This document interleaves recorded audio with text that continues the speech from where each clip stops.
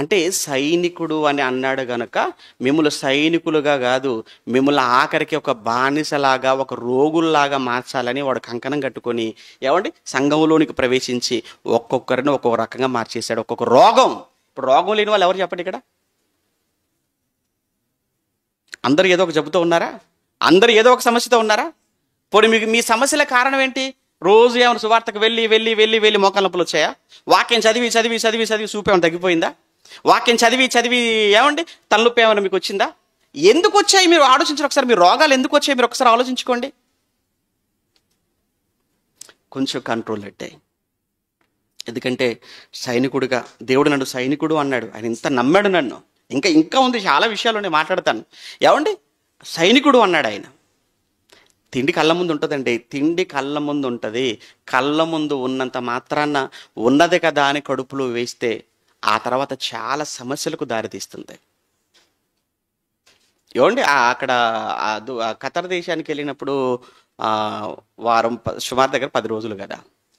అక్కడ భోజనం పరిస్థితి ఏంటంటే అక్కడ వెజిటేరియన్ ఎక్కువ, నాన్ వెజ్ తక్కువ. అంటే అక్కడ ఏంటంటే కూరగాయల భోజనం రేట్ ఎక్కువ.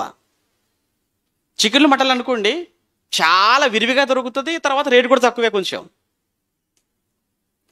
మీరు ఏ ఐటమ్ ఆర్డర్ ఇవ్వండి అందులో చికెన్ కలపకుండా ఇవ్వడం. ఎందుకంటే అక్కడ ప్రపంచంలో ఉన్నటువంటి అన్ని దేశాలు సుమారుగా అక్కడ ఉంటారు. అన్ని దేశాల మనుషులు ఉంటారు. ఏ దేశ మనిషిని చూడాలన్నా ఆ దేశానికి వెళ్ళాల్సిన పని లేదు. ఈ గల్ఫ్ దేశాలు ఏ దేశానికి వెళ్ళినా ప్రపంచంలో ఉన్న యూరోపియన్స్ కావచ్చు, ఏమండి ఇటు ఆసియాలో ఉన్న దేశాలు కావచ్చు, యూరోపియన్ దేశాల్లో ఉన్న ఆఫ్రికా దేశాలు కావచ్చు, అన్ని దేశాల వాళ్ళు ఉంటారండి అక్కడ. వాళ్ళ ఫుడ్ చికెన్ మటన్ లేకుండా ఏది ఉండదండి. విచిత్రం ఏంటంటే ఆటికి మనం దూరం అంతే.